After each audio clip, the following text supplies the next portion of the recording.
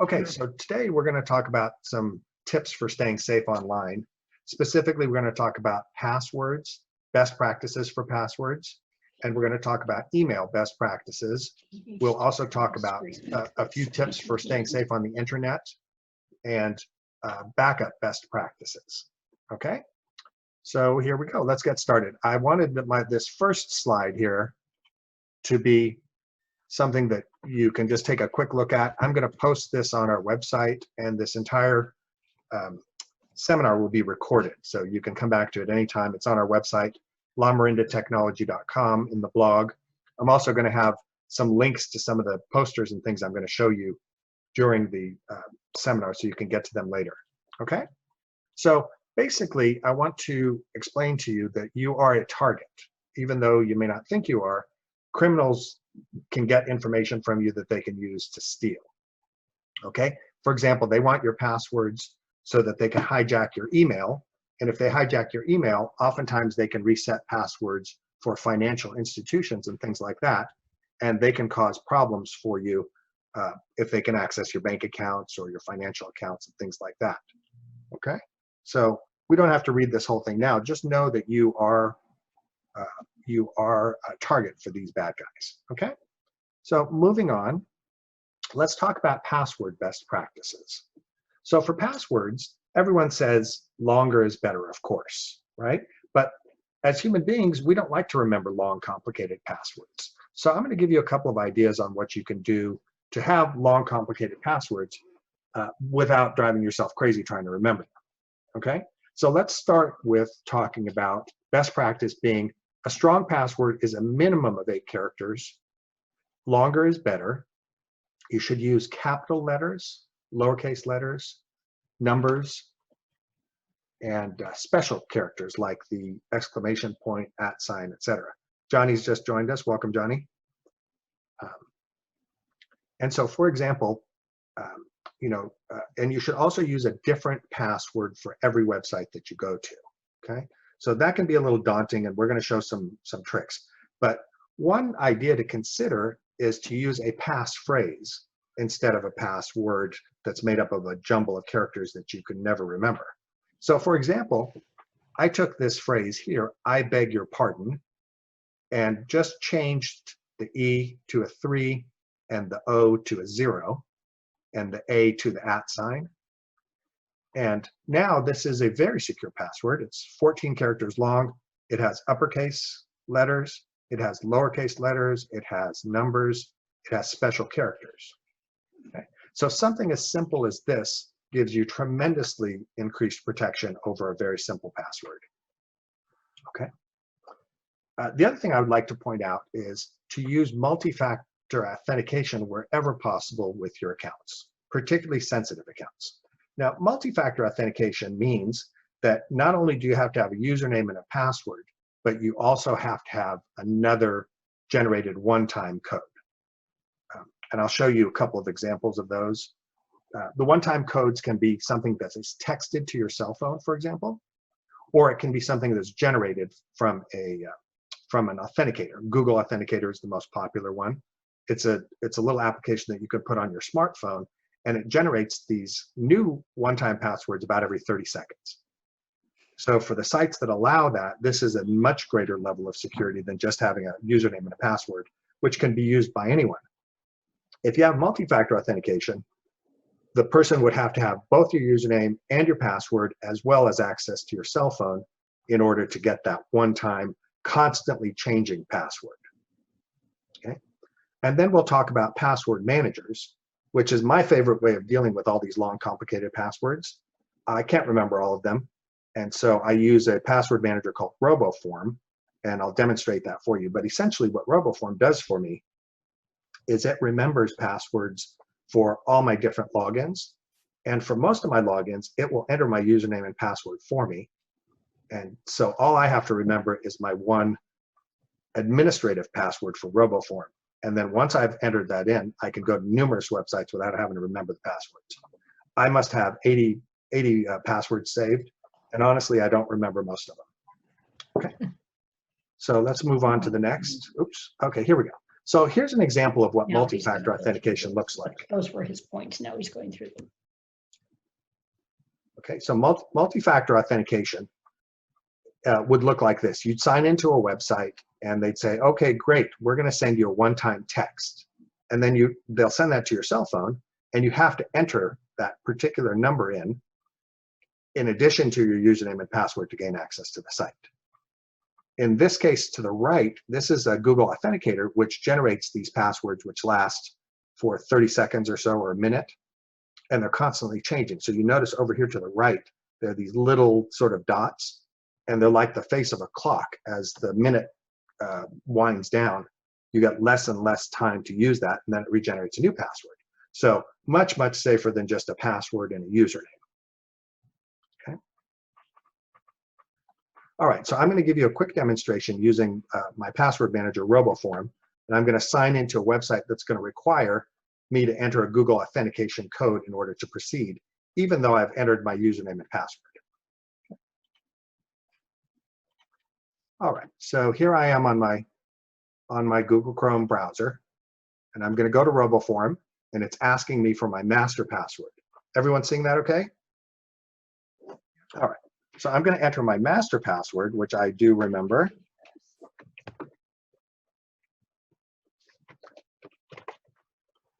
Okay. Now this gives me access to a lot of different things, but for simplicity's sake, I'm just going to type in that I want to go to my MailChimp emailing service. Okay. Now that's all I did was click on the name MailChimp. And you notice it filled in my name and username and pressed enter. Now MailChimp will not let me on unless I enter the verification code that is generated by my Google Authenticator application on my phone. So that's a much higher level of security than if someone had stolen my password. Anyone in the world could use it to get on. But now they also have to have access to my phone. Okay. I like RoboForm also because it has other features. For example, it has what are called identities. And identities are things like you put in your name and your address. You can put credit card numbers and things like that in there. And when you fill out one of those forms on a website, the identity will fill in all that information for you. So it makes it tremendously easier to fill out those long forms when you're ordering things or signing up for things. RoboForm also includes what are called safe notes. Safe notes are encrypted information on the computer, and you can put any sort of thing you would want to store there safely. For example, I use some of my family's personal information from time to time, but I don't want someone to be able to hack into my computer and just open a Word document with it. So in order to access these safe notes, they would have to they'd have to break into my computer first, then they'd have to break into RoboForm, all of which is encrypted, so not so easy to do. So RoboForm, we have the password manager, we have safe notes, we also have the ability, we have identities, which are lovely, and we have the ability to generate a secure password. Okay, so where did that guy go? Let me see if it went to my other screen here. Oh, it's hiding. Edward, can you hear me? Okay, maybe. Edward, All right, I'm going to find it. can't hear me. Edward? So here we go. Generate. Oh, here we go. Okay. So I can tell it the number of characters that I want it to generate, and I can tell it to use uppercase, lowercase, special characters, minimum number of digits. So you can see that the last password I generated had 28 characters and was quite complicated. See that long password there? There's no way I'm ever going to remember that, but using a program like RoboForm, I don't have to think about it. It just does it. So I'm going to generate a new one now. I don't know where that screen keeps running off to. But now I've just generated another very complicated password, which when I use it on a website, I'm going to have RoboForm remember it for me. So this will be very hard for a hacker to use to break in.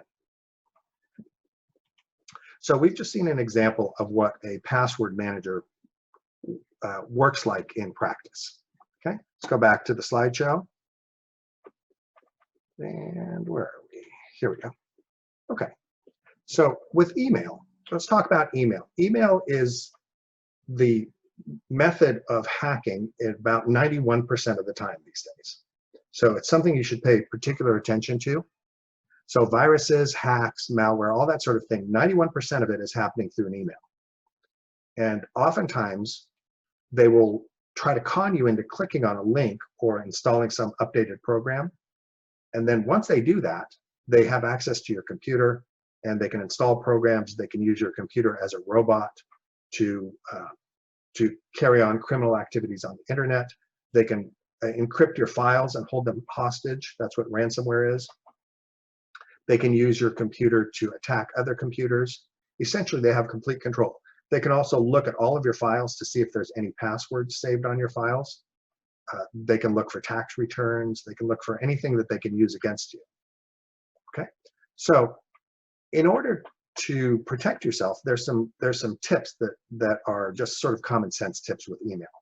So first of all, the biggest tip I can give you is don't click any links in an email. Okay, even if you think you know who the sender is, don't click the link. Just type in the address manually.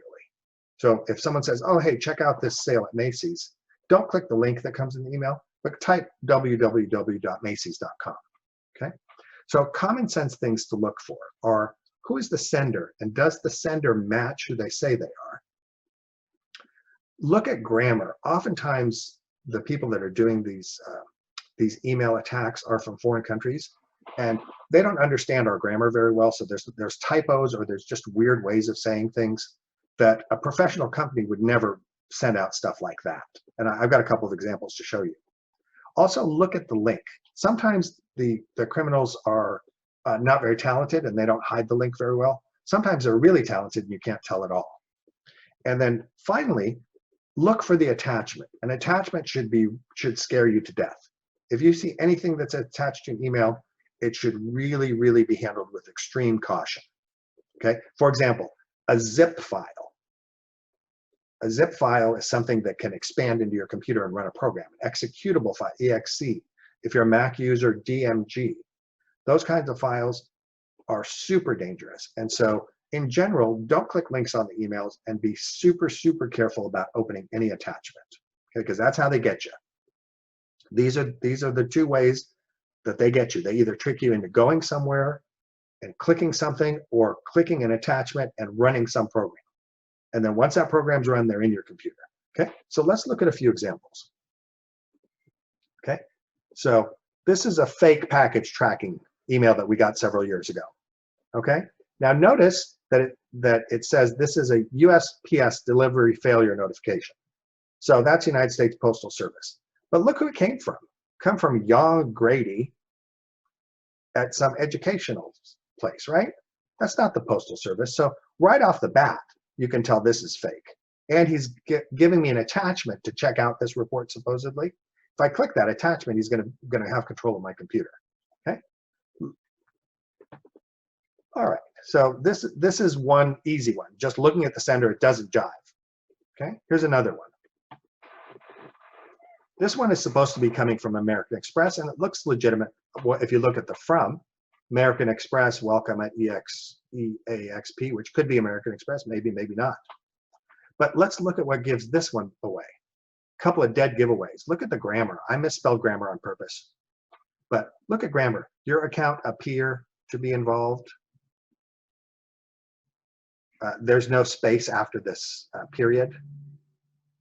You are the right owner of this account. That's not proper English. Okay. Now also, let's see if there's any others. If you do not contact us. And additional collections, remedies may be used to bring this account to current. It's just not proper English. Okay. Now, I wanted to show you how easy it is for these criminals to fake a link and to fake an address. Okay. So if you look at this link, you say, "Oh wow, this is going to AmericanExpress.com."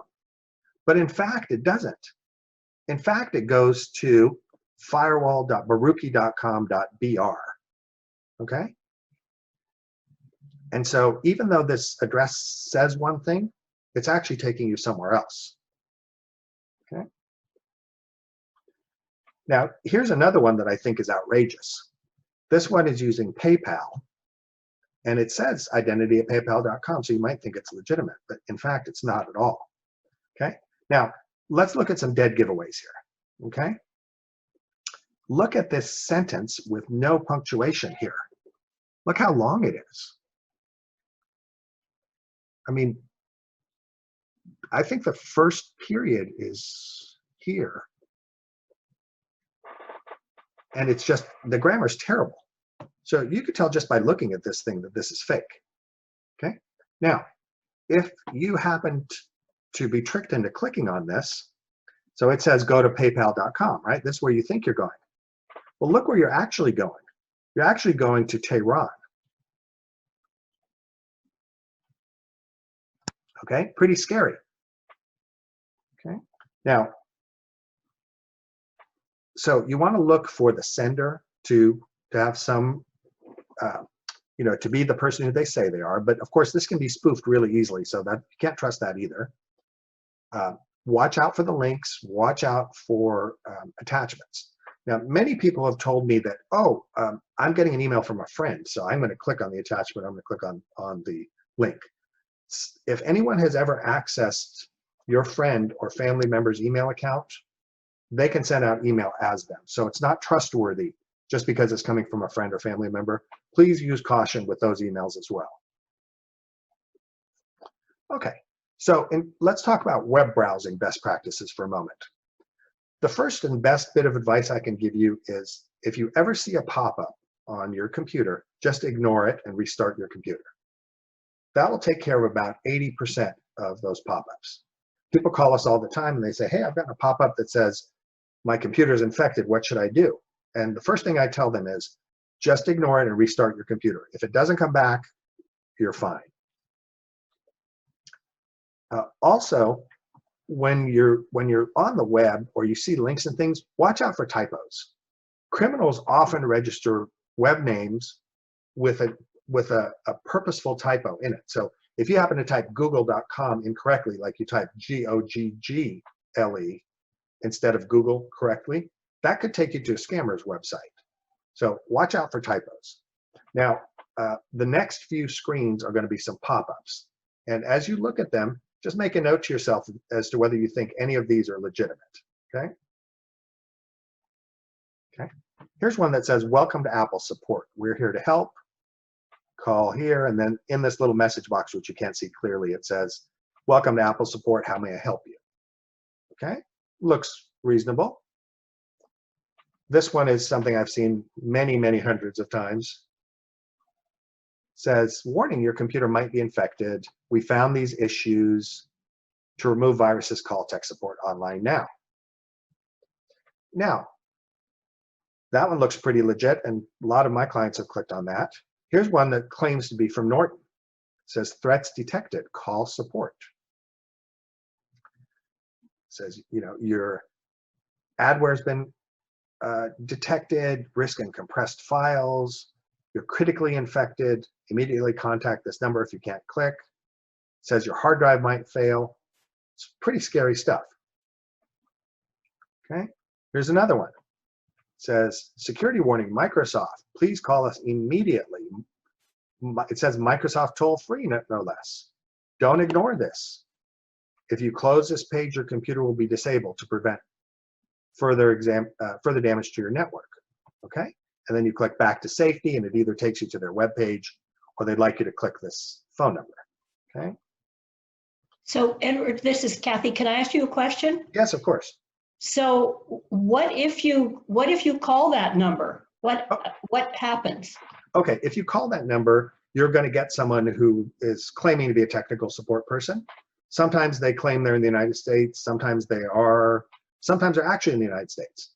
But generally what happens is they try to convince you to pay them anywhere from $99 to $600 to clean up all the messes in your computer.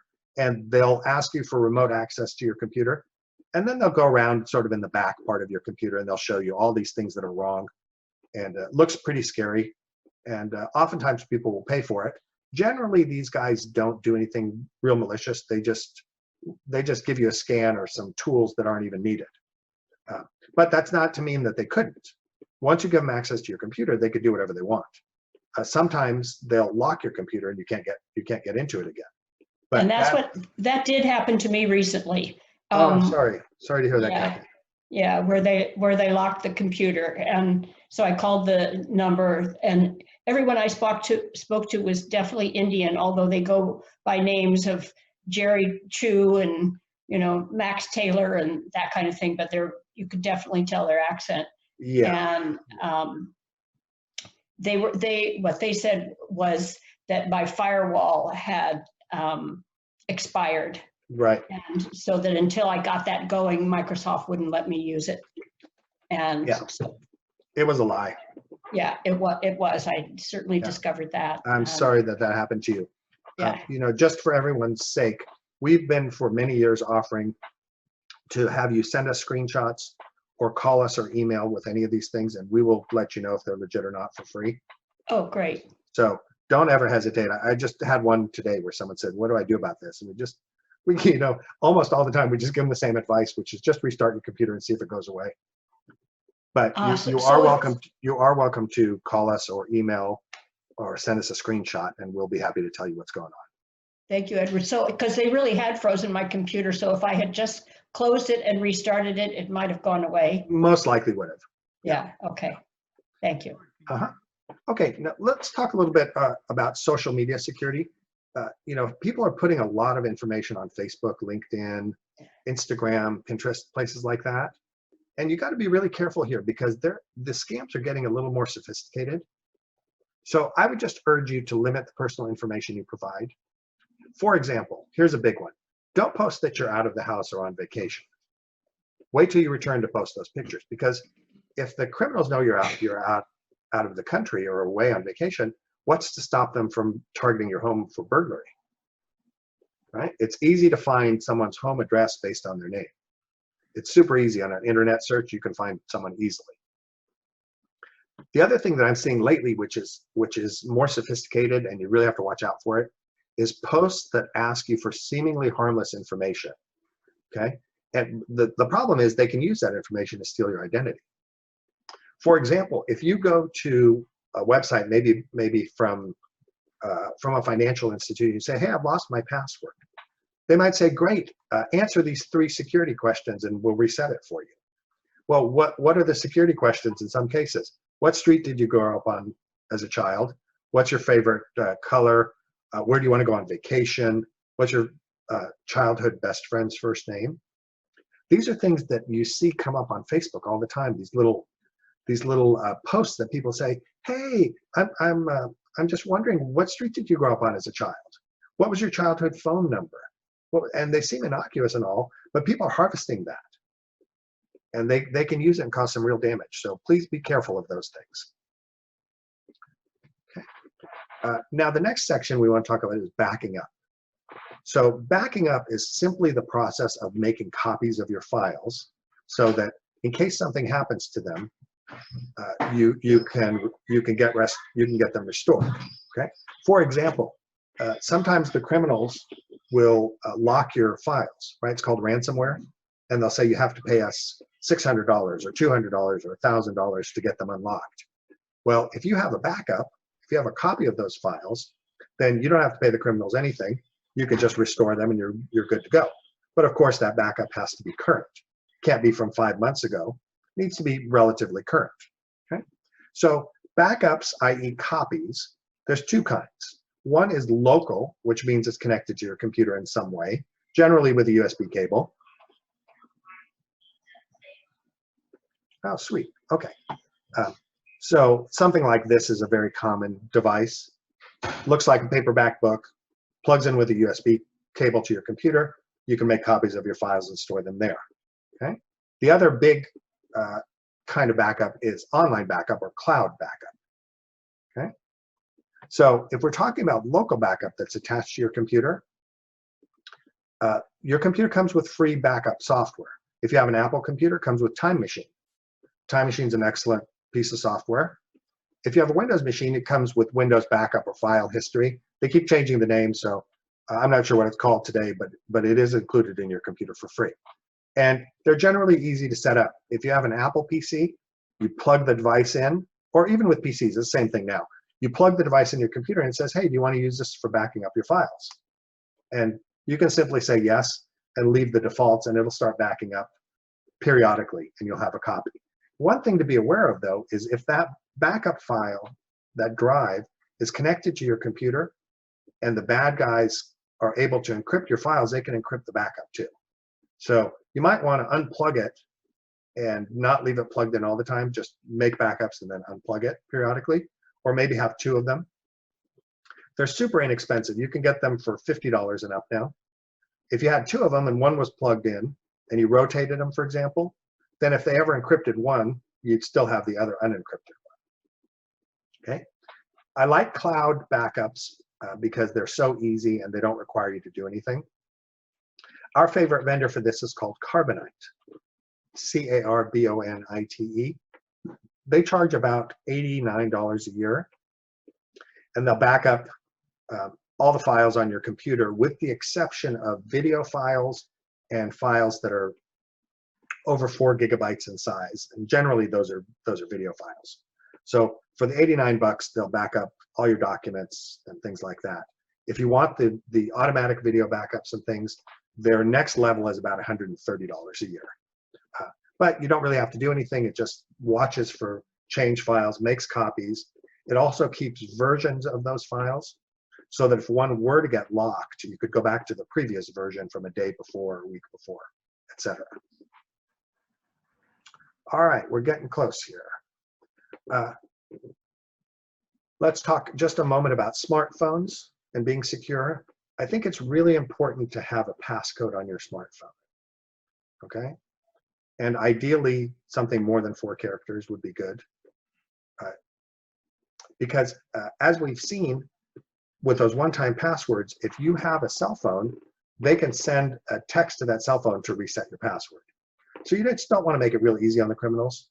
If you have a passcode, then they have to hack that as well as hacking your other information. So I know a lot of people use a contact, in their address book to store their passwords, but that's super dangerous because anybody that can get your contact list would see all your passwords. So at the very least, please put a PIN code or some other form of login security on your phone. Okay, I'm not going to mention these other things because they're really not too relevant here, other than the phone tracking apps, which I think are important. So, for example, Find My iPhone is very nice in case your phone or tablet was stolen. If you have Find My iPhone turned on, then the physical location of the device can be tracked, and often it can be found. And what do you think about the fingerprint, thing on Apple? Do you use that? yeah, I like it, Johnny. Okay. I like the fingerprint. I like the facial recognition. I use the facial recognition to access my phone as much as possible. But those of us that use these, you'll notice that they're not letting you use it for very long without requiring you to put in your password anyway. Right. I had both, so. Yeah, but sure, it's fantastic. It saves you a lot of time. You have to fumble with passwords. I think overall, what's going to happen with passwords is they're going to be a thing of the past soon. We're going to start using retina scans and facial recognition and other methods of biometric security, which are much safer than passwords. So I think we're going to be stuck with this for the next few years, but not for much longer than that. Edward, it's Kathy. Can I ask you one quick question on the phone? Yeah, of course, on, Kathy. We're doing on good. The phone, yeah, phone tracking. If you don't have your phone, how does it track you to your phone, which you've lost? Okay, so let's say that someone steals your phone. You can sign into your Apple account on any computer and go within the Apple account, there's the Track My iPhone or Track My iPad. So you just have to get to any computer, have your Apple account information, and you can track it that way. Okay. Thanks. You bet. I think we're getting close here to questions and answers. Let's see if there's anything more. Aha, perfect timing. All right, I'm happy to take any questions that you like. Edward. Let's see. So, so you recommend that mechanism for preserving your passwords. If you have a history of pretty simple passwords, maybe medium, they say they're strong, but they're not complicated to remember. Is that something you should keep on like a hard copy Word document? That's a great question, Kathy. I don't think it should be on a Word document because it's pretty easy to steal that information. If you encrypt the Word document, if you password protect it, that's not too bad of a level of encryption. You know, nowadays, the safest thing is just to write it on a piece of paper and not have it on your computer electronically at all. So we're sort of going backwards in that regard. I like the password managers the best. Okay.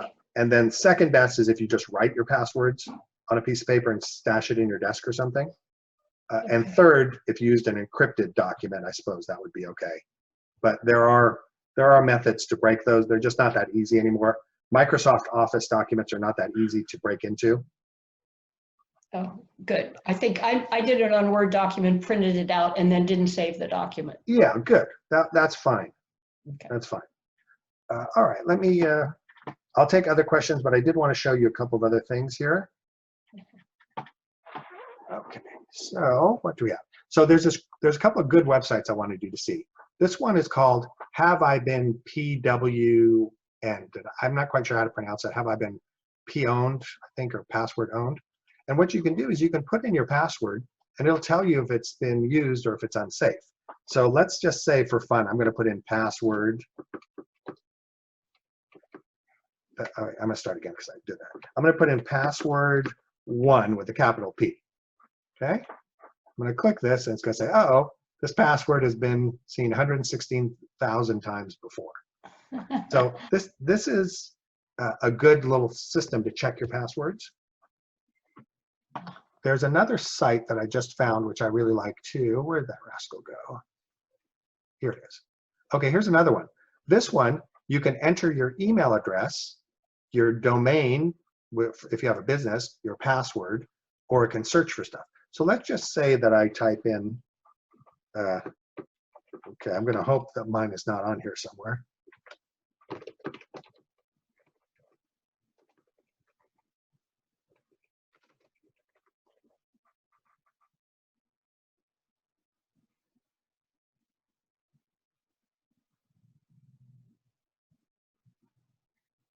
Anyway, we're hoping that this is going to come back in just a moment and say, no, you're not on any hackers lists.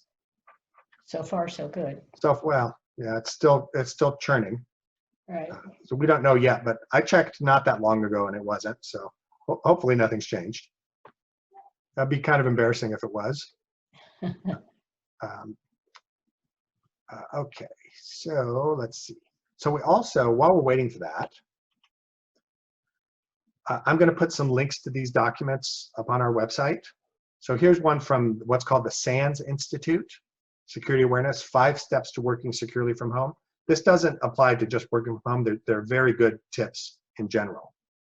So talks about, you know, why you shouldn't trust these people. Say, you know, they're creating a sense of urgency through fear or intimidation, pressure to bypass security policies, talking about your home network, what you should do there, about your passwords, use a strong password, etc. Password manager, kind of the stuff we've talked about here. Talks about keeping your software up to date, which is really important, and letting family and friends know they can't use your work devices. So this is a good little poster, which I'll put up. And of course, this You Are a Target, which we started with, that is excellent. I'll put that one up there as well. And I think we got one more here. Oh, same place, the SANS Institute. They have a bunch of videos for securing your home and family. So these would be very good for protecting your kids online, for example, creating a cyber secure home. And I'll put those links up there. But these are just quick videos that will help you or anybody else, you know, with children, for example. I like the Cyber Secure Home. They're going to cover a lot of the stuff that we covered, as well as some other things. All right, let's see. That was all that I have on my agenda. Oh, by the way, next Wednesday at 1 p.m., we're offering a Q&A session with me and Ryan. And you can just ask us any questions you want. We're not going to have an agenda there. We're just going to field whatever questions you have.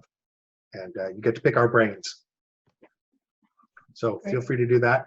And if you have other things that you would like to learn about, please drop me a line, let me know. support@lamarindatechnology.com. I think I'd like to do more of these seminars on a fairly regular basis and just help my clients. So for example, if you'd like to learn how to use a Zoom meeting like we're on right now, how to set it up so that that has some security features. If you'd like to learn about other things, please let me know and we'll be happy to take that into consideration. Okay, any questions before we finish up? Thank you, Edward. That was great. Oh, my pleasure, Kathy. Thank you so much for coming. Uh-huh. Yeah, thanks, Ed. Okay, my pleasure, Johnny. Take care. All right, you too. Thank you. Talk to you, Okay. Everybody. Stay safe. Okay. Appreciate you Okay. being here. Okay. Okay. Bye-bye. Bye. Let's see. Stop sharing. Time to end the meeting, looks like. End the meeting. Here we go. Okay.